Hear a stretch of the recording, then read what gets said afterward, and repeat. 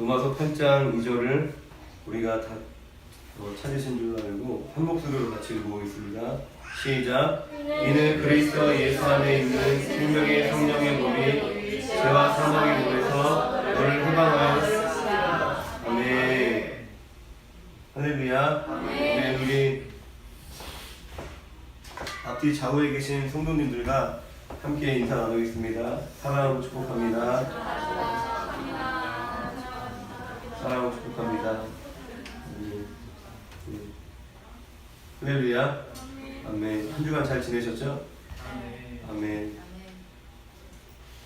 우리가 지난 시간에는 성령님은 어떤 기운이나 능력, 하나님이나 또 우리가 부릴 수 있는 어떤 그런 도구가 아니라 인격을 가지신 삼위의 전능하신 하나님이신 것을 말씀을 통하여 선포하였습니다. 할렐루야. 아멘. 우리가 그 삼위 하나님이신 그 성령님을 경배하는, 우리가 그분께 겸손히 순종할 수 있는 그러한 은혜가 우리의 삶에 있기를 주님의 이름으로 축원드립니다. 그리고 그 인격이신 하나님, 그 성령님과 우리가 날마다 친밀히 교제하는, 그 주님의 음성을 듣고 주님과 사귀는 그 풍성한 은혜가 우리의 삶에 있기를 또한 주님의 이름으로 축원드립니다. 오늘은 성경에 나와있는 성령님의 별칭들, 성령님의 또 다른 호칭들을 통해서 그분의 사역을 살펴볼 텐데, 오늘 로마서 8장 2절에 읽었던 말씀에 보면은 이는 그리스도 예수 안에 있는 생명의 성령의 법이라고 표현되어져 있습니다. 생명의 성령이다 라고 말씀을 하십니다. 그리스도 예수 안에 있는, 그리스도 예수로부터 우리에게 역사하시는 그 성령님은 생명의 성령님이시다. 성령님이 하시는 일들이 생명과 살리는 것과 관련된 사역임을 또한 우리가 알 수 있습니다. 욥기 33장 4절 말씀을 우리가 함께 찾아서 읽어보겠습니다. 욥기 33장 4절.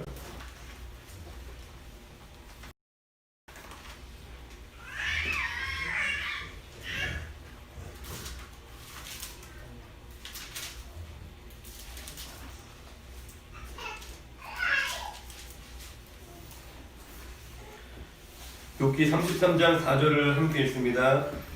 시작. 하나님의 영이 나를 지으셨고 전능자의 기운이 나를 살리시느니라. 아멘. 하나님의 영이, 성령을 말씀하시는 거죠. 하나님의 영이 나를 지으셨고 또 전능자의 기운, 이것도 성령님을 뜻하는 것인데 전능자의 기운이 나를 살리시느니라. 할렐루야.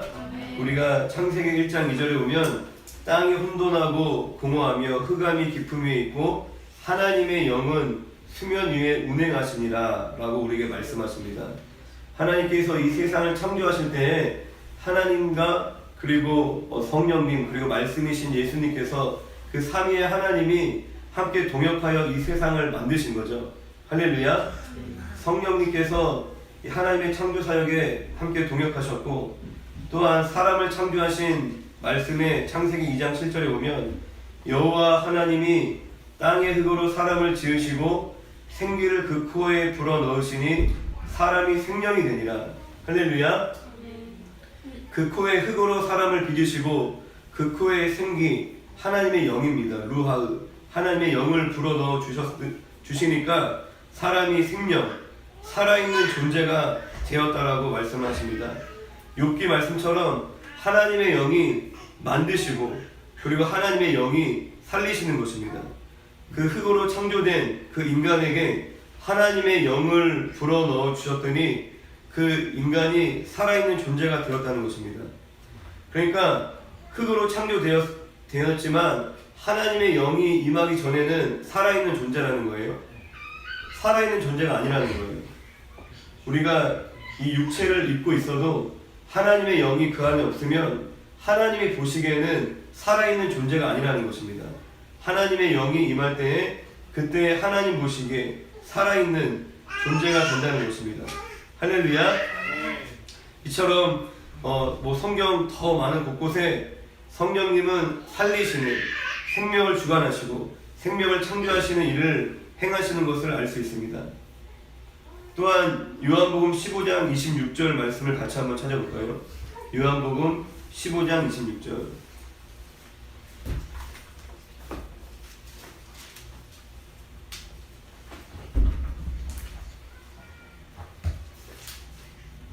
요한복음 15장 26절.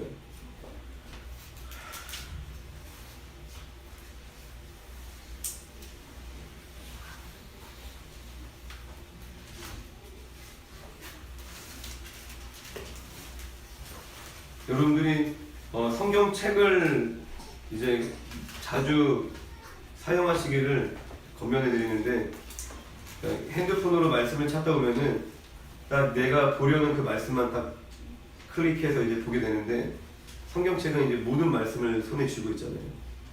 어디든 볼 수 있기 때문에 여러분들이 또 스마트폰을 잘 활용하시되 또 성경책도 잘 사용하시기를 권면해 드립니다.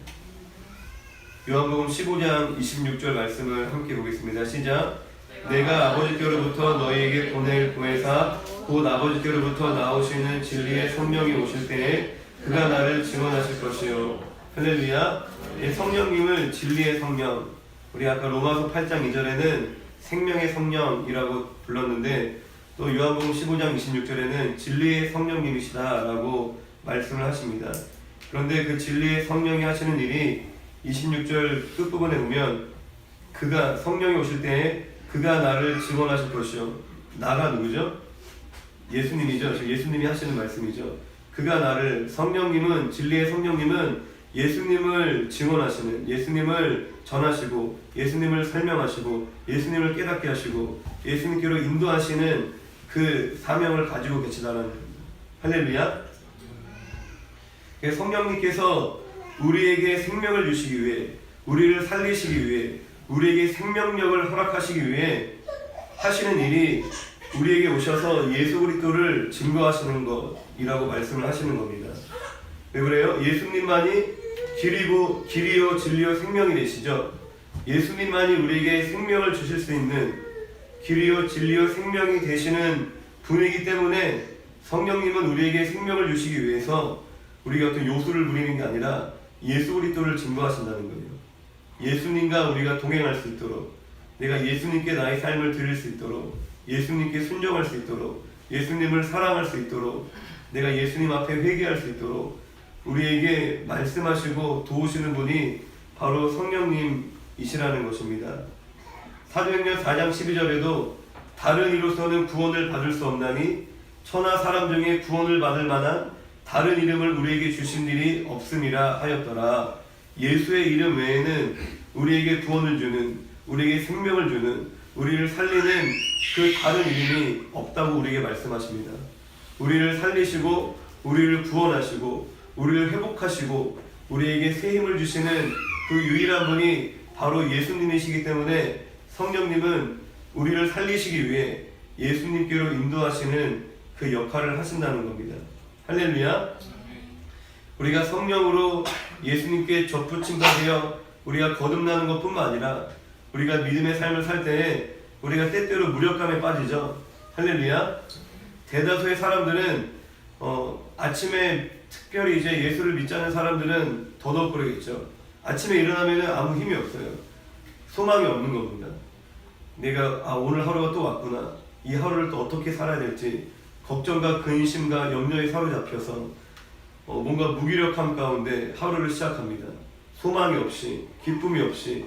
그런데 성령님이 우리에게 불어넣어 주시는 그 생명력은 우리로 하여금 알 수 없는 우리에게 소망과 기쁨과 감사를 우리에게 불어넣어 주신다는 겁니다. 내가 뭔가 되어진 일은 없지만 뭔가 이루어지진 않았지만 하나님이 하실 일에 대한 소망함이, 기대함이 그 마음에 충만하여서 아침에 눈을 뜰 때마다, 그냥 하루의 삶을 살아갈 때마다 그 마음이 불안하고 염려와 낙심에 사로잡히는 것이 아니라 기쁨과 설렘과 소망에 사로잡힌다는 것입니다. 할렐루야. 제가 얼마 전에 이제 여러분들 잘 아시듯이 이제 혁이하고 희라가 이제 결혼을 준비하고 있는데 관련해서 이제 이런저런 얘기를 함께 식사하면서 나눌 수 있는 자리가 있었는데, 근데 그런 얘기를 혁이가 하더라고요. 그러니까 여러 가지가 이제 어려운 상황들이 있지만 결혼할 거 생각하면, 또 하나님 은혜로 그 집도 마련이 되고 그 집에 이사할 거 생각하면 되게 행복하다고. 그런 이야기를 했던 게 이제 생각이 나는데, 그냥 뭔가를 기대하기 때문에 알 수 없는 행복감이 그 마음에 있는 거죠. 지금 눈앞의 현실은 어려움이 있고 해결되지 않은 문제들이 놓여져 있을 수 있지만 그 안에 뭔가 빼앗기지 않는 그런 행복감이, 기대감이, 만족감이 있다는 것입니다. 할렐루야. 성령님과 동행하는 삶의 특징이 바로 그러한 것입니다. 그분은 생명의 성령이십니다. 우리의 삶에 생명력을 불어넣어 주십니다. 내가 기대하게 하시고, 그리고 꿈꾸게 하시고, 우리가 뭔가를 도전하게 하시고, 지키며 피하며 숨는, 회피하는 삶이 아니라 더 도전하며 앞으로 나아가고 헌신하고 순종하는 삶을 살아가게 하시는 것이 바로 성령의 생명의 역사라는 것입니다. 이처럼 성령님은 우리를 예수 그리스도께로 인도하시는 그런 중매자와 같은 또한 그런 역할을 하시는 겁니다. 할렐루야. 우리가 창세기 24장에 보면은 아브라함이 이제 나이가 많이 들고 자신의 아들 이삭의 배우자를 이제 찾으려고 그렇게 하는 본문이 나와요. 창세기 24장에. 그때 자신의 모든 소유를 아브라함이 맡길 만큼 신뢰하는 오래된 늙은 그 종에게 이삭의 아내를 좀 구해달라고 부탁을 합니다. 그래서 그 종이 이삭의 아내를 찾아서 아브라함의 고향인 하란 땅으로 가죠.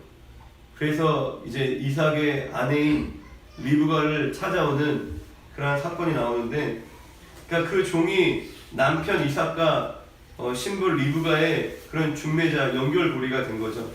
이끌어주는 역할을 그 종이 한 것처럼 이 성령님께서 신부된 우리를 생명의 근원 되시는, 신랑 되시는 그리스도께로 인도하시는 그 중매자와 같은 역할을 성령님이 하신다는 겁니다. 성령의 도우심으로 우리가 예수 그리스도께 나아갈 수 있고 예수 그리스도와 연합할 수 있다는 것입니다. 그 신부는 신랑과 함께할 때 그 신랑이 주는 모든 좋은 것들을 다 누리게 되죠. 신랑이 가지고 있는 좋은 것들, 그 모든 것들이 다 자기께 되는 거예요. 신부는 원래 자기께 아니었어요. 원래 그래서 그렇게 세상에서도 그렇게 불리잖아요. 그러니까 남편한테 누구 아내야 그렇게 누구 남편이야라고 얘기하기보다 남편이 만약에 의사면은 그 아내가 의사 아내가 되는 거고, 남편이 의사고 아내가 파출부면은 파출부 남편이야 라고 불리지 않잖아요. 그러니까 의사 아내야 그런 식으로. 왜 그러죠? 남자가 이제 머리이고 가정의 중심이 되기 때문에 근데 이 신부가 누구를 지칭하죠? 모든 성도들, 그리고 이 교회를 얘기하는 거죠. 우리가 연약하고 부족한 그러한 모습이지만 우리가 신랑 되신 예수 그리스도께로 나아갔을 때, 우리가 그분과 함께할 때 그분이 가지고 계신 모든 좋은 것을 우리가 누리게 된다는 것입니다. 나를 막 바꾸려고 나를 포장하고 치장하는 것이 아니라, 우리가 내 형편을 좋게 하고 내가 좋은 직장에 가고 좋은 집을 사고 그렇게 해서 사람들 앞에 내 자존감이 높아지고 내 가치가 존귀해지는 것이 아니라, 내가 누구의 이제 아내가 되냐에 따라서 덩달아 내 가치도 올라가는 거예요. 내 신랑이 온 우주의 왕이시다. 내 신랑이 예수님이야. 그것이 나의 자존감이 되는 거예요. 아무리 막 찍어 바른다고 나를 치장한다고, 그런데 실상 빈 껍데기잖아요. 우리는 너무나 연약하고 불의한 죄인인데, 내 신랑이 누구냐에 따라서, 제가 얘기하고 싶은 거는 예수 그리스도가 우리의 신랑이다라는 얘기를 하는 겁니다. 또 부부싸움 하지 마세요. 그러라는 것이 아니라, 내가 육신의 내 부모가, 내 배우자가 어떠한 사람이든 중요하지 않아요. 예수님이 나의 신랑이 되시면 되는 거예요. 그 얘기를 하고 싶은 거예요. 그 예수 그리스도를 우리가 누리기 위해서 이 성령의 인도하심을 받는 것이 매우 중요합니다. 성령의 인도하심이 없이는 우리가 그 예수 그리스도를 누릴 수 없다는 것입니다. 로마서 8장 14절의 말씀도 우리 같이 한번 찾아봅시다. 로마서 8장 14절 말씀을 열어서 우리가 함께 선포하고 말씀이 우리 안에 역사하기를 우리가 고백합시다. 로마서 8장 14절 함께 읽습니다. 시작. 너를 하나님의 영으로 인도함을 받는 사람은 곧 하나님의 아들이라. 하나님의 영으로 인도하심을 받는 것이 특정한 어떤 영적인 은사가 있고 그러한 사람들이 경험하는 그런 간증이 아니에요. 유명한 목사님들이 막 경험하는 간증이 아니라 하나님의 영의 인도함을 모든 성도가 받아야 된다는 거예요. 인도함을 받는 사람이 곧 하나님의 아들이에요. 그럼 반대로 얘기하면 뭐예요? 하나님의 영의 인도하심을 받지 못하면 하나님의 아들이 아닐 수도 있다는 것입니다. 우리가 하나님의 자녀된 성도라면 반드시 우리를 날마다 예수님께로 인도하고 예수님을 기억하게 하고 예수님을 사랑하게 하는 그 성령의 인도하심을 우리가 반드시 경험하게 된다는 것입니다. 할렐루야. 네. 여러분들 오늘 아침에 성령의 인도하심을 경험하셨나요? 성령님이 마음에 주시는 감동이 있으셨습니까? 아니면 최근에 또 성령님이 주시는 그러한 감동이 있으셨나요? 다 있으셨을 거예요. 그게 그건지를 이제 캐치하지 못하고 깨닫지 못한 경우들이 있겠지만 믿음의 성도들을 성령님은 인도하시기를 원하십니다. 할렐루야. 아멘. 어떠한 이들이 또한 성령의 인도를 받냐면 아까 나눴던 창세기 24장 이야기를 다시 한번 말씀드리면 그 아브라함의 종이 이제 아브라함에게 부탁을 받고 아브라함의 아들 이삭의 아내를 찾기 위해서 하란으로 떠납니다. 그리고 하나님께 기도를 해요. 이삭의 아내를 순조롭게 만나게 해달라고 하나님께 기도하고 나서 이제 하나님이 어떤 생각을 그 종에게 넣어주시는데 기도하고 나서 뭐라고 고백하냐면은 우물가에 가서 이제 거기 있는 소녀들 중에서 나에게 물을 달라라고 얘기했을 때 나에게 물동이를 이렇게 기울여주고 뿐만 아니라 내가 데리고 있는 이 낙타에게까지 물을 주는 그 소녀가 이삭의 아내라고 믿겠습니다. 하나님이 정하신 이삭의 아내일 거다라고 그렇게 그 종이 고백을 합니다. 아멘. 그러니까 그게 뭘 얘기하는 거죠? 궁휼한 마음을 가진 자를 택하라고 말씀을 하시는 겁니다. 궁휼한 마음을 가진 자, 궁휼한 마음을 가진 자를 택하라고 그렇게 사인을 주시는 거죠. 그 종을 무엇으로 비유했죠? 성령님으로 비유했죠. 신부를 신랑에게 인도하는 그 성령님의 인도하심을 받는 그 성도는 그 신부는 궁휼한 마음을 가진 성도인 줄로 믿습니다. 할렐루야. 아멘. 리브가와 같이 궁휼한 마음을 가진 자가 성령의 인도하심을 받아 예수 그리스도께로 나아가게 되는 줄로 믿습니다. 아멘. 할렐루야. 굉장히 중요한 얘기입니다. 여러분들이 기도를 많이 한다고 성령의 인도하심을 받는 게 아니에요. 말씀을 많이 알고 잘 가르친다고 내가 사역을 잘한다고 성령의 인도하심을 또한 받는 게 아닙니다. 당연히 돈을 많이 벌고 일을 잘하고 똑똑하고 내가 용감하다고 내가 깡이 좋다고 성령의 인도하심을 잘 받는 것도 아닙니다. 궁휼한 마음을 가진 사람이 성령의 인도하심을 받는 줄로 믿습니다. 아멘. 귀 있는 자들은 들으시기 바랍니다. 아멘. 오늘 성령이 우리에게 하시는 말씀입니다. 궁휼한 마음을 가진 사람이 그러한 사람이 성령의 인도하심을 받는 것입니다. 내가 구제를 많이 하고 가난한 사람을 많이 돕는 사역을 해왔잖아요. 서울역에서 예배도 드리고 그러한 사역을 한다고 해서 성령의 인도하심을 또한 받는 게 아니에요. 궁휼한 마음 없이도 얼마든지 사역할 수 있습니다. 저도 그런 경험들이 많이 있었고 영혼을 향한 궁휼함이 불쌍한 마음이 없이 아버지의 마음이 없이 얼마든지 일로서 얼마든지 가난한 사람을 도울 수 있는 거예요. 또한 사람들에게 잘 보이기 위해 할 수도 있고 내 스스로의 만족을 위해서도 할 수 있습니다. 중요한 것은 우리의 마음이라는 것입니다. 우리의 중심. 불쌍한 사람을 궁일이 여기는 그 마음이 없이는 성령의 인도하심을 받을 수 없기 때문에 하나님의 모든 사람의 양심에 기본적으로 그러한 마음을 주셨어요. 모든 자연적 출생한 모든 사람의 양심에 예찬이 예을이도 뭐 지금 뭐 회개했겠어요? 뭐 성령을 받았겠어요? 근데도 불쌍히 여겨요. 오늘 아침에도 예배 드리는데 예율이가 준성이 삼촌 어딨냐고 그러더라고요. 준성이가 주호가 얼마 전에 있다가 이제 그 사라진 주호가 작년에 처음 왔을 때 자기 이름을 문준성이라고 거짓말하고 몇 주 살다가 잡혀가고 이제 어디 감금돼 있다가 돌아왔었는데, 근데 그냥 그 자연스러운 마음인 거예요. 어린아이들은 순수하니까 양심이 더 살아있겠죠. 그냥 준성이 삼촌 어디 있니? 그리고 같이 기도하다가 또 뭐 우리 삼촌 마귀한테 잡혀갔다고 기도했는데 그 오히려 이제 그런 면에서 그냥 생활하면서 아이들을 보면서 배우는 게 되게 많아요. 아이들이 또한 저를 걱정해 줄 때가 있어요. 저를 걱정해 주고 저를 위로해 주고, 그러니까 그런데 그 마음이 참 너무 귀하다. 나한텐 저런 마음이 있나? 그런 생각을 할 때가 참 많이 있어요. 그러니까 자연적 출생한 인간의 그 양심에도 하나님이 그러한 긍휼히 여길 수 있는 마음을 우리에게 넣어주셨습니다. 그런데 그 우리 안에 하나님이 주신 주님을 찾을 수 있도록 주신 그 긍휼한 마음을 빼앗아가는 게 뭐냐면은 그게 미움이에요.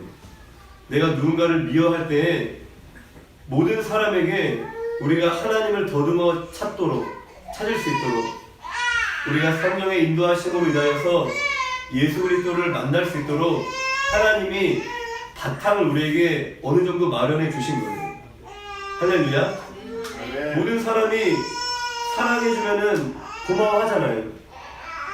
내가 거듭나지 않아도 그냥 어제도 이제 아내하고 편의점에 갔는데 어느 막 다리 저는 되게 허름한 분이 그 편의점에서 물건을 사시는데 너무 표정이 밝으신 거예요. 그리고 그 편의점 사장님한테 막 감사합니다 인사하고 나가시더라고요. 그래서 되게 인상 깊게 봤는데 이제 아내하고 그 옆에 이렇게 걸어가고 있는데 그분이 또 이렇게 길에 걸어오시더라고요. 그래서 그냥 반가운 마음에 인사를 했어요. 안녕하세요. 그러니까 그분이 너무 좋아하시는 거예요. 너무 좋아하시면서 같이 손 붙잡고 얘기를 했어요. 그래서 우리는 붕어빵을 팔고 있다. 우리 교회인데 와서 오시면 하나 더 드리겠다. 그러면 그분은 안 된대. 똑같이 자기도 1,000원에 3개만 줘야 되는데 막 그런 얘기를 이렇게 막 하시더라고. 그러니까 예수를 믿든 안 믿든 이렇게 인사하고 따뜻하게 대해주면은 따뜻함을 느끼고 그 사랑에 감동하고 고마워할 수 있는 마음을 하나님이 다 주신 거예요. 그런데 그 마음이, 그 순수한 마음이 있는 사람들은 예수를 잘 믿습니다. 할렐루야. 아멘. 마음이 깨끗한 자가, 청결한 자가 하나님의 나라가 가까운 거예요. 아멘. 그래서 소외된 영혼들, 상처받은 영혼들 때때로, 그리고 이제 제가 사역하면서 약간 장애가 있는 분들도 많이 섬기게 됐는데 그게 컴플렉스가 아닌 거예요. 여러분들, 우리 인간적인 생각에는 내가 뭔가 지적 장애가 있고 내가 뭔가 서툴면은 그게 컴플렉스 같죠. 사람들한테 무시받죠. 인간적인 기준에서. 그리고 내가 뭔가 더 똑똑하면은 자기가 더 나은 줄 알아요. 그거 아닙니다. 똑똑한 인간들이 더 머리 굴리고 더 순수하지 않아요. 요리조리 계산이나 하고 있고 교만하고. 그런데 오히려 소외된 사람들이 더 하나님 나라 가까워요. 마음이 순수하니까. 어린아이들이 그래서 예수 잘 믿는 거예요. 그냥 믿는 거예요. 의심하지 않는 거예요. 왜요? 양심이 살아있으니까. 그런데 하나님이 우리에게 그 만들어 넣어주신 그 순수한 그 양심을 우리가 어떻게 다 빼앗겨요? 그 긍휼한 마음을 미워할 때 빼앗기는 겁니다. 요한일서 3장 15절 말씀을 우리가 같이 한번 읽어봅시다.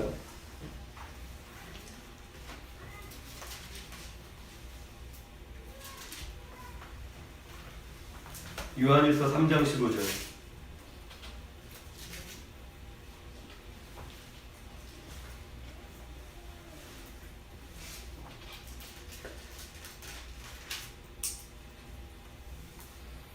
함께 읽습니다. 시작. 그 형제를 미워하는 자마다 살인하는 자니 살인하는 자마다 영생이 그 속에 거하지 아니하는 것을 너희가 아는 바라. 아멘. 형제를 미워하는 것이 곧 그 형제를 살인하는 것이고, 그렇게 미워하는 사람은 그 안에 영생이 거하지 아니한다라고 우리에게 말씀하십니다. 하나님의 마음이 하나님과의 친밀함을 경험할 수 없다는 것입니다. 하나님과의 관계가 끊어지고 성령의 인도하심을 받을 수 없는 상태가 되는 것이 누군가를 미워하는 것입니다.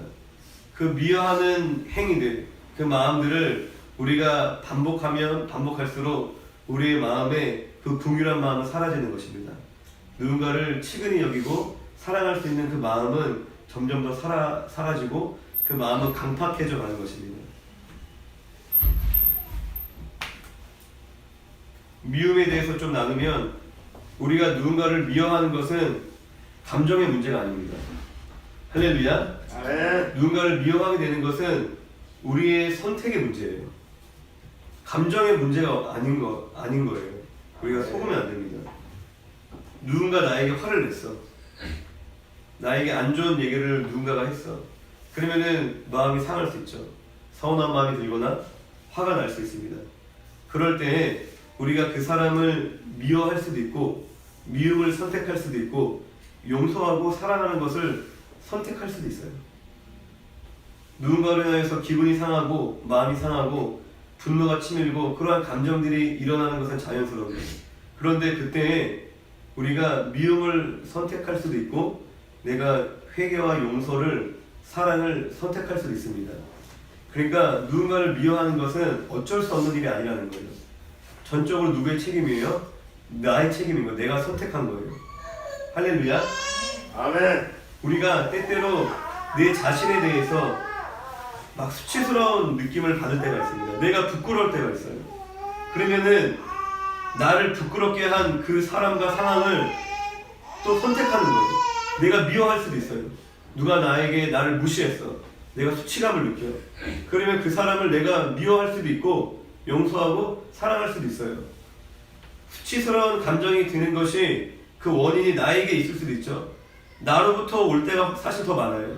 내가 뭔가를 실수했거나, 내가 얼굴이 못생겼거나, 내가 능력이 없거나, 내가 뭔가 열등해서 수치감을 느낄 때가 많이 있습니다. 부끄러워질 때가 있어요. 그때도 우리가 선택하는 겁니다. 나를 내가 미워할지, 내가 나를 용서하고 사랑할지, 나를 존중할지, 나를 미워하고 내가 내 자신을 살인할지, 그것도 자기가 선택하는 겁니다. 그러니까 내 조건 때문에 자존감이 낮아지는 게 아니에요. 할렐루야. 아멘. 내 환경 때문에 내가 불행해지는 것이 아닙니다. 내가 미움을 선택하기 때문에 내 삶이 불행해지는 거예요. 마귀는 우리를 속입니다. 미워하는 것이 감정의 문제라고 우리를 속여요. 누군가를 미워하는 것은 감정의 문제야. 예를 들어서 누군가로 인해서 내가 마음이 지금 어려워, 지금 화가 나. 그러면은 마귀는 거짓말하는 거예요. 제가 너 화나겠지? 쟤 미워하는 게 당연한 거야. 화나겠으니까 당연히 미워하게 하는 거야. 그런 생각을 우리에게 넣어주는 거예요. 상대방이 어떤 약속을 어길 수도 있고, 나에게 막 심한 말을 할 수도 있고, 내 마음을 몰라줄 때가 있고, 어쨌든 내가 마음에 들지 않는 행동을 막 할 수도 있어요. 그걸로 인하여서 내 마음이 어려워지면은 마귀는 우리에게 거짓말하는 거예요. 너가 마음 상했지? 너가 쟤 때문에 화가 났지? 쟤를 미워해라. 미워해도 돼. 너가 마음 상했으니까 너를 마음 상하게 한, 너를 화나게 한 저 사람을 미워해라. 그런데 우리가 화가 날 때마다 계속 미워하라 라는 그 마귀의 음성에 순종하며 그러한 삶을 살아가다 보면은 그러면은 그 감정과 미움이 그냥 일치가 됩니다. 동전의 양면처럼 화와 분노와 미움이라는 것이 그냥 하나가 되는 거예요. 그냥 내가 의식하지 않고 자연스럽게 연결되는 거예요. 내가 누군가로 인해 화가 나면 그냥 미워하는 거예요. 그러니까 분리시켜 생각할 수가 없는 거예요. 그냥 내가 누군가로 인하여서 공격당해서 그냥 미워하는 거예요. 누군가로 인해 자존심 상했어 그럼 미워하는 거예요. 누군가로 인하여서 내가 수치감을 느껴서 그냥 미워하는 거예요. 그냥 자연스럽게 그냥 연결이 되는 거예요. 그냥 한 몸이 되는 거예요. 그러다가 이제 그런 얘기를 듣죠. 아, 미워하는 게 좋지 않구나. 그러면 그 사람은 어떻게 반응하는지 아세요? 그 감정을 이제 없애려고 합니다. 화가 나서 미워했다라고 생각하는 거예요. 화가 나서 왜 화라는 감정과 내가 미움이라는 선택이 이미 한 몸이 됐기 때문에 내가 미움이라는 선택을 하지 않기 위해서는 화가 나지 않아야 된다라고 생각을 하는 거예요. 그래서 이제는 누군가를 미워하지 않기 위해서 자기 안에 있는 화를 막 억누릅니다. 자기 안에 있는 분노를 막 억압합니다. 자기 안에 있는 그 서운한 감정, 상한 마음을 막 처리하려고 애를 쓰는데 그게 처리가 돼요? 처리가 됩니까? 처리가 안 돼요. 더 마음 앙금이 남는 거예요. 계속 더 마음이 골마가는 것입니다. 감정을 바로 처리하지 못해도 괜찮습니다. 내가 감정을 바로 처리하지 못해도 미움을 선택하지 않으면 돼요. 막 화가 나, 막 수치스러워, 막 분노가 치밀어. 그래도 미움을 선택하지 않으면 돼요. 그 감정 자체를 어떻게 하려고 하시지 말고 우리가 상한 감정이 가득한 그 상태에서도 우리가 미움을 선택하지 않을 수 있는 방법은 회개하는 것입니다. 예수님 앞에 나아가서 우리가 회개하는 것입니다. 미워하고 싶은 그 생각들이 찾아올 때 우리가 겸손히 주님 앞에 회개할 때 우리가 그 미움에 사로잡히지 않게 되는 줄로 믿습니다. 감정은 시간이 흐르면 지나가요. 시간이 흐르면 지나갑니다. 여러분들 지난주에 뭐 기분 나빴던 거 지금도 기분 나빠요? 뭐 1년 전에 누구랑 싸워서 화가 났던 거 지금도 계속 화나요? 아니잖아요. 감정은 바람처럼 그냥 시간이 흐르면 지나가요. 그런데 그 감정이 왔을 때 내가 미움을 선택하면은 그 감정에 사로잡힙니다. 바람처럼 그냥 지나가야 되는 감정인데 내가 미워하기 시작하면은 그 감정에 내가 오히려 묶이고 그 감정은 오히려 더 커지는 거죠. 조금의 불편함이 화가 나고 분노가 되고 증오가 되는 것입니다. 왜요? 자연스러운 게 아니에요. 내가 미움을 선택했기 때문에, 내가 미움을 묵상하기 때문에 쟤를 어떻게 찢어 갈겨 죽일까? 내가 어떻게 복수할까? 내가 어떤 말로 눌러줄까? 내가 다음에는 이렇게 한 번 먹여야지. 그러한 마귀의 생각들을 내가 묵상하고 내 이러한 삶이 우리의 인격이 되어져 있어요. 이미 인격이에요. 너무나 자연스럽다는 것입니다. 내가 뭔가를 의도하지 않아도 그냥 무의식 가운데 그러한 반응을 따라 우리가 살아가는 겁니다. 또한 마귀는 우리에게 미워할 수 있는 권리가 있다고 우리에게 또한 속입니다. 미워할 수 있는 자격이 권리가 있다고 우리에게 속이는 거예요. 당연히 미워해도 된다고 생각하는 거예요. 왜? 나한테 잘못했으니까. 저 사람이 나한테 잘못했으니까 난 당연히 미워해도 된다고 얘기를 하는 거예요.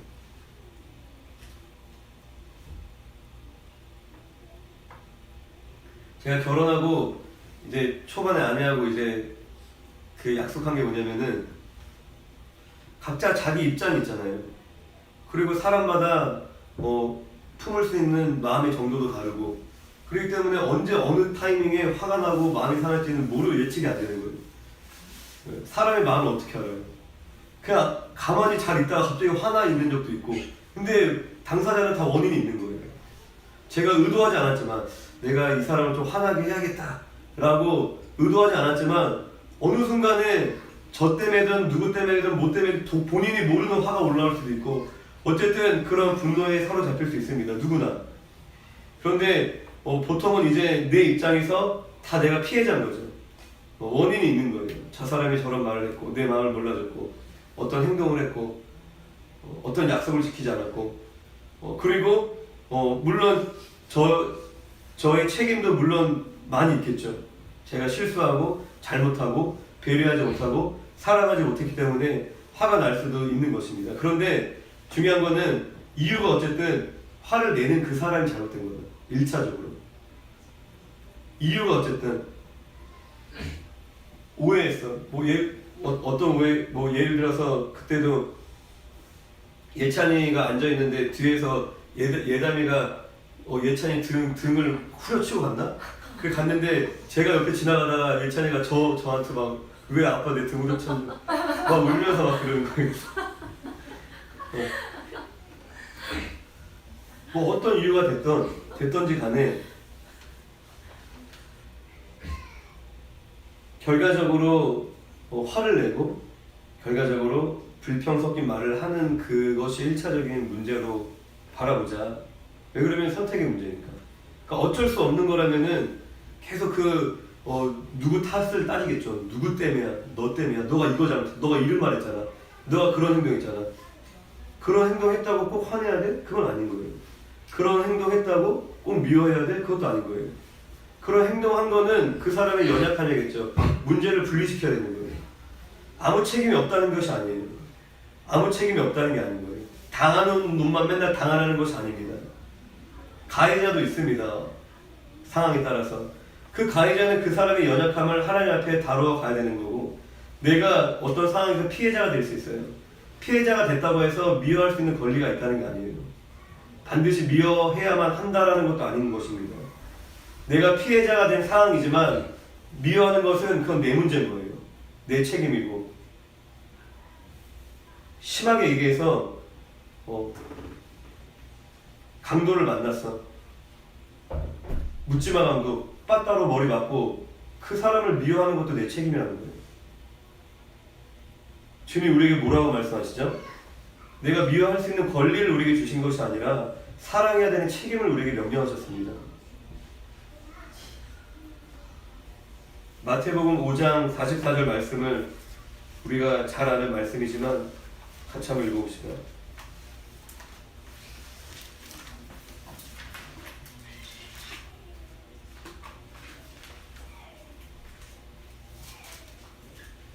마태복음 5장 44절 함께 읽습니다. 마태복음 5장 44절 시작. 나는 너에게 이르노니 너희 원수를 사랑하며 너희를 박해하는 자를 위하여 기도하라. 네, 아멘. 주님이 우리에게 미워하라는 어떤 권리를 부여하신 것이 아니라 사랑하라는 명령, 사랑하라는 책임을 우리에게 주셨습니다. 내가 해를 받던, 내 자녀가 해를 받던, 내 부모가 죽임을 당하던 강도에게 미워할 수 있는 권리는 우리에게 없습니다. 내가 자매인데 성폭행을 당했어. 미워할 수 있어요? 밉죠, 당연히. 죽이고 싶죠. 냉정하게 얘기해서 미워할 수 있는 권리가 없어요. 그래도 그냥 길에 가는 사람이 나를 막 때렸어. 실수로. 미워할 수 없어요. 나에게 모욕적인 말을 했어요. 너 같은 게 인간이냐? 너 같은 게 목사냐? 미워할 수 있는 권리는 제게 없습니다.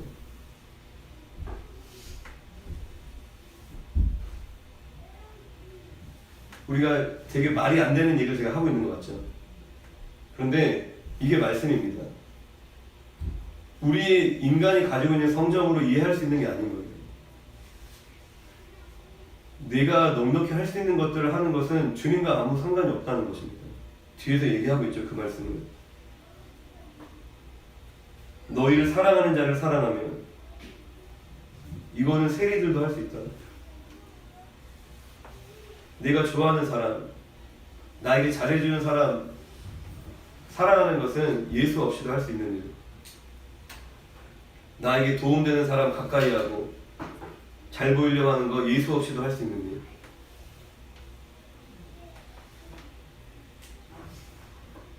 그런데 이 사랑이 없이는 우리가 그리스도인이 아니라는 것입니다. 이 사랑이 없이는 하나 될 수 없고 우리가 주님과 동행할 수 없다는 것입니다. 이 사랑하라는 이 하나님의 명령이 우리에게 굉장히 부담스럽게 다가올 수도 있지만 사실 주님 우리에게 말씀하셨듯이 주님의 계명은 결코 무겁지 않습니다. 우리에게 어렵지 않다라고 말씀하십니다. 불가능한 것을 얘기하는 것 같죠? 내가 하려고 하면 불가능한 게 맞아요.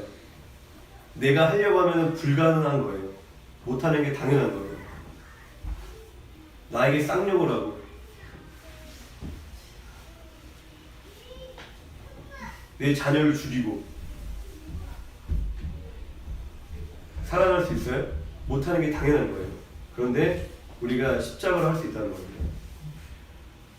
그래서 정말 거듭났느냐 거듭나지 않았느냐 주님 한 가지로 판단하시는 거예요. 사랑하느냐? 다른 얘기 할 게 없어요. 다른 걸로는 얼마든지 우리가 속일 수 있습니다.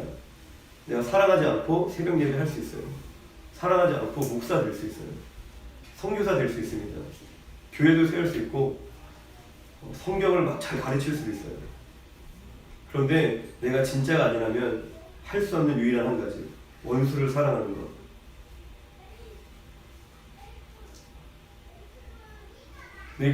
내가 다 뽀록나는 그 상황에 놓이는 것이 은혜예요. 그냥 착각하면서 자격 있는 것처럼 그렇게 속으며 내가 사는 것이 아니라 내가 하나님 앞에 완전히 쓰레기고 완전 불의하고 구제불능이고 아무런 자격이 없어 누군가를 미워할 용기조차 나지 않는 죄인임을 깨닫는 것이 그게 은혜인 것입니다.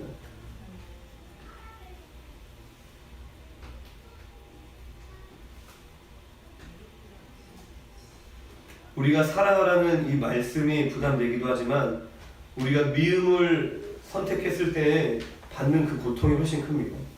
하나님의 말씀은 우리를 살리시는 말씀입니다. 내가 진짜 이 사랑하라는 이 말씀 때문에 진짜 교회 떠나야지.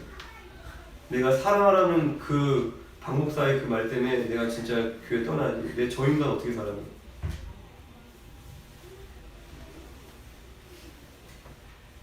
그런데 하나님의 말씀은 우리를 죽이는 게 아니에요. 저 말씀 때문에 내가 예수 못 믿겠다. 저 말씀 때문에 내가 인생이 불행해졌어요. 저 말씀 때문에 저 인간 패지도 못하고 내가 미워하지도 못하고 꾸역꾸역 살아가는 인생. 하나님의 말씀이 우리를 불행하게 하지 않습니다. 우리를 자유케 하시고 우리를 살리시고 우리에게 생명을 주십니다. 그 말씀을 떠나 우리가 미움을 선택했을 때 받는 그 고통이 우리에게 훨씬 크다는 것입니다. 우리가 성령의 인도하심을 받지 못하면 우리는 당연히 육체를 따라 살겠죠. 우리가 마귀의 종이 되어 살아간다는 것입니다. 그 도둑질하는 마귀에게 모든 것을 다 빼앗깁니다. 그리고 로마서 8장 15절에는 너희는 다시 무서워하는 종의 영을 받지 아니하고 양자의 영을 받았으므로 우리가 아빠 아버지라고 부르짖느니라. 성령을 또 양자의 영이다 라고 말씀하십니다. 그러니까 성령의 인도하심을 내가 미움을 선택했어. 당장 사랑하는 게 싫어. 내가 저 인간 미워하고 싶어서 내가 미움을 선택했어. 그러면은 우리가 잃어버리는 게 뭐예요? 성령의 인도하심인 거예요. 성령의 인도하심을 받지 못하면 그 양자의 영이 내 안에 활동하시지 못한다는 거예요. 내가 하나님의 자녀임을 깨닫게 하시고 믿게 하시고 누리게 하는 그 놀라운 은혜를 우리가 경험하지 못한다는 것입니다. 그깟 그 미움 하나 때문에, 내 자존심 하나 때문에 저 전능하신 하나님 아버지의 사랑을 내가 누리지 못한다는 거예요.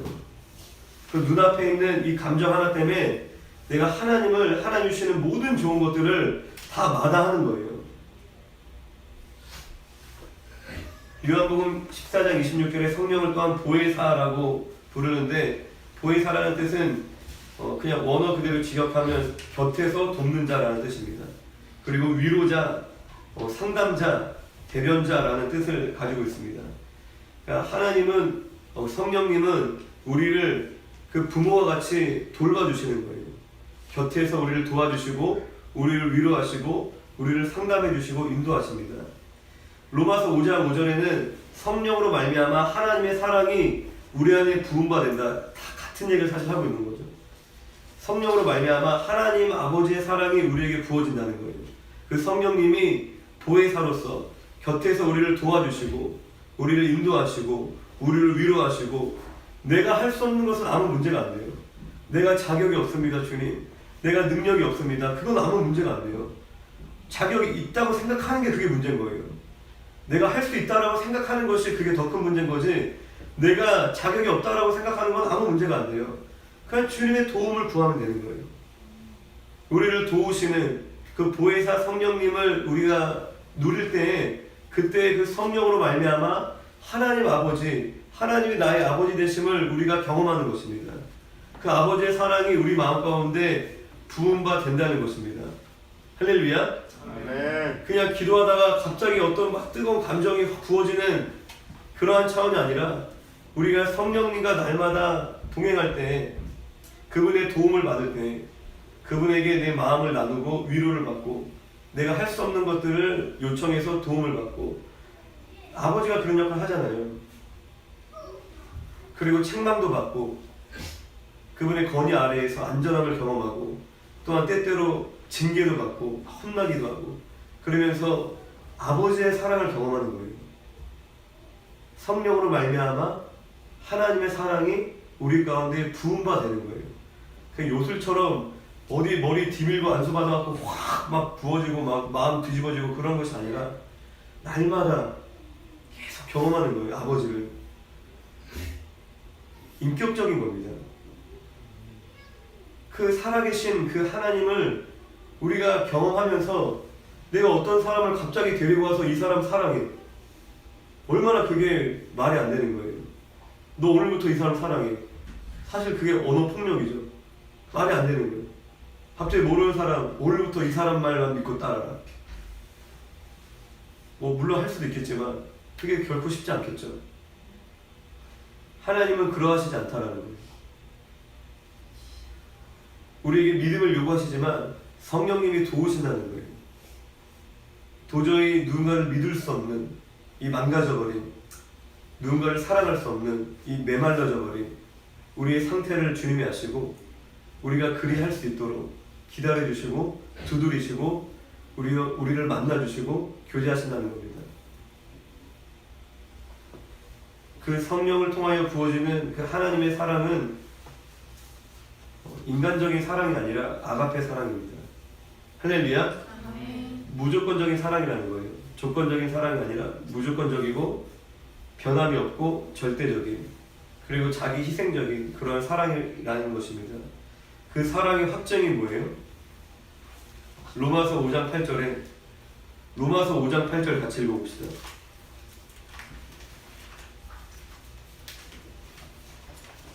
말씀을 한 구절 한 구절 다 찾아서 읽으면 좋은데 시간이 너무 많이 소요돼서, 로마서 5장 8절 5장 5절에 보면은 성령으로 말미암아 하나님의 사랑이 우리 마음에 부음바 되리니, 5장 8절에 우리가 아직 죄인 되었을 때에 그리스도께서 우리를 위하여 죽으심으로 하나님께서 우리에 대한 자기의 사랑을 확증하셨느니라. 하나님의 그 사랑의 그 결정체, 그 확증은 그 아가페 사랑을 우리에게 현현하신, 보여주신 그 사랑이 바로 예수 그리스도의 십자가 사건이라는 것입니다. 성령님을 통하여서 우리가 하나님과 동행하고 교제하고 그분의 성품을 우리가 누리며, 할렐루야. 성령, 저에게 있어서 성령님은 뭐 이게 신학적으로 맞는지 모르겠지만 되게 어머니 같아요. 그냥 저에게 있어서 느낌은 되게 엄마 같은 그 사랑이신 그분이 결국 우리를 인도하시는 그 사랑은 아가페 사랑, 그 사랑의 구체적인 내용이 뭐냐면 십자가의 사랑이죠. 결국 성령님은 우리를 어디로 인도하시냐면 예수 그리스도의 십자가로 인도하신다는 겁니다. 성령님과 동행하며 그분이 우리에게 하나님의 사랑을 알게 하시는데, 그 사랑을 알게 하시는 그 목적지가 뭐냐면 바로 십자가라는 것입니다. 할렐루야.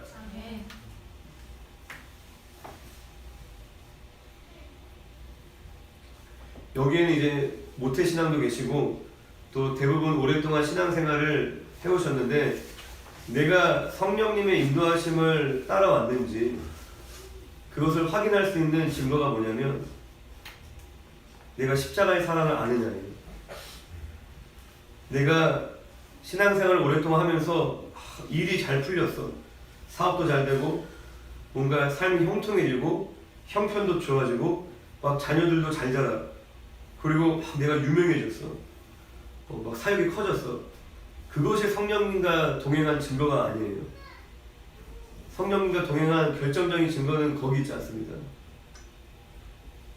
성령님의 내가 인도하심을 받고 있다라는 그 증거는 십자가의 사랑을 내가 점점 더 알아가고 있느냐, 그건 거예요. 비록 내 형편은 더 어려워졌어. 할렐루야. 내 형편은 더 어려워졌지만 나는 더 무능력해진 것 같아. 많은 실패와 어려움을 겪고 있지만 그런데 내 안에 내가 죄인임이 점점 더 깨달아지는 거예요. 내가 할 수 없다는 것이 점점 더 믿어지는 거예요. 그리고 자신의 하나뿐인 독생자를 내어주신 그 사랑이 얼마나 큰지를 내가 점점 더 알아가고 있다면 그 사람은 성령의 인도하심을 받고 있는 것입니다. 할렐루야. 아멘.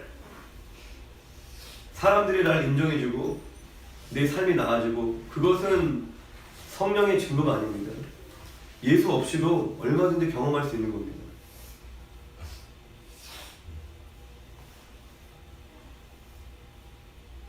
예수님을 향한 그 사랑과 갈망이 내 안에 점점 커지고 내가 정말 매 순간 주님께 나를 더 드리고 싶은 그러한 열망이 내 안에 커진다면 주님께 내가 자기를 부인하며 주님의 말씀을 따라 살고자 하는 그 갈망이 내 안에 커진다면 그 사람은 성령의 인도하심을 받고 있는 사람인 것입니다.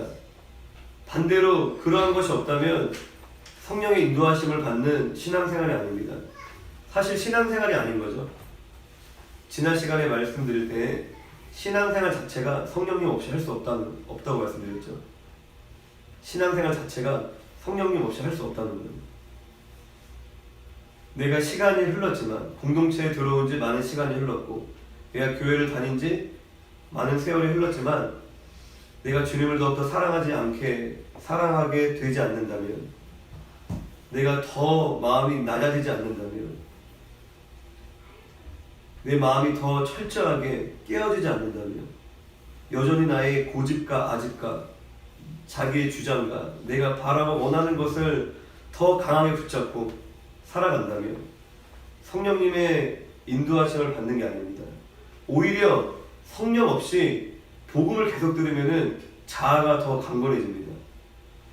말씀을 그냥 대충 설렁설렁 열심히 살아 자기계발서 같은 얘기를 제가 하면은 괜찮겠죠. 그런데 자아를 깨트리는 얘기가 성경이 다 그런 얘기잖아요. 진리의 말씀이 온전히 선포되면은 내가 계속 벼랑 끝에 서는 거예요. 내가 나를 다 드리지 않고서는 오히려 자기 자아를 더 집착합니다. 계속 하나님의 말씀은 나를 발가벗기려고 그러는데 내가 입고 있는 무화과 잎을 계속 벗겨서 그리스도의 옷을 입혀주시려고 하는데 진짜 안전함을 진짜 평안함을 주시려고 하는데 그거를 벗지 않은 사람들은 계속 말씀이 건드리니까 말씀이 자꾸 빼앗아가려고 하니까 더 강하게 붙잡는 거예요. 더 강한 소유요. 더 악착같이 내 바운더리를 막 지키려고 그러고 그것을 건드리는 사람을 미워하는 거예요. 목사를 미워하는 거예요. 말씀을 싫어하고 그게 내 가족이라도 싫어하는 거예요. 왜 내 삶을 자꾸 건드리냐. 다 발가 벗겨지는 은혜가 있기를 주님의 이름으로 축원드립니다.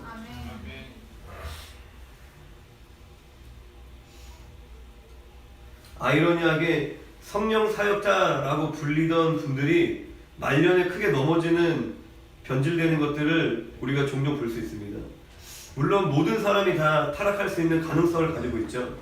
할렐루야. 그런데 또 우리가 알아야 되는 것이 내가 신비한 음성을 듣고 영적 체험을 한다고 해서 다 성령의 인도하심을 받고 있다고 우리가 확신하면 안 됩니다.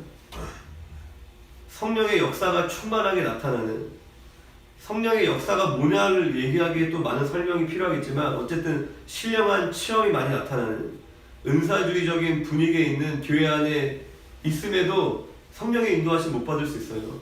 환상 보고 뭐 입신하고 그래도 성령의 인도하심 못 받을 수 있습니다. 얼마든지 누구를 미워할 수 있고 사랑하지 않고 살아갈 수 있다는 것입니다.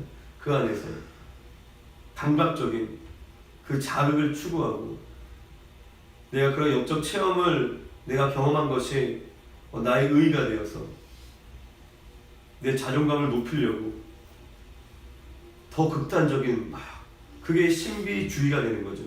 주님은 신비하십니다. 주님은 신비하신 분이신데 신비주의가 되면 이제 문제인 거죠. 성령의 인도하심은 그러한 것이 아닙니다. 다시 한번 말씀드리면 정말 내 마음이 예수 그리스도의 마음으로 변화되고 있는가? 우리가 누군가를 긍휼히 여길 때 성령님께서 십자가의 사랑으로 우리를 인도하시는 줄로 믿습니다. 우리 안에 그 긍휼한 마음을, 성령의 인도하심을 받을 수 있는 주님이 주신 그 선한 마음을 빼앗아가는 미워하는 마음들을 우리가 주님 앞에 회개하기를 축원드립니다. 화가 나면 내가 미워해야 되고 미워할 수 있는 권리가 있다라고 속이는 또 마귀의 거짓말을 우리가 예수의 이름으로 대적하시기를 주님의 이름으로 축원드립니다. 아멘.